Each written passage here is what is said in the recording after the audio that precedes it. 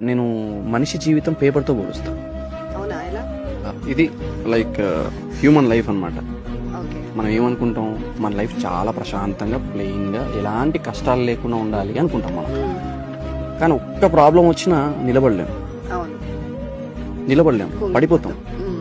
కానీ నేనేమని చెప్తా అంటే, స్నేహితులు చేసిన మోసాలని అనుభవించు, ఇంట్లో జరిగిన అవమానాలని అనుభవించు, ఫినాన్షియల్ సిచ్యువేషన్ అనుభవించు, ప్రేమలో మోసపో, నలిగిపో. జీవితం నిన్ను నలిపేస్తుంది, నలిగిపో. టైం పడుతుంది నువ్వు హీల్ అవ్వడానికి, హీల్ అవుతావు.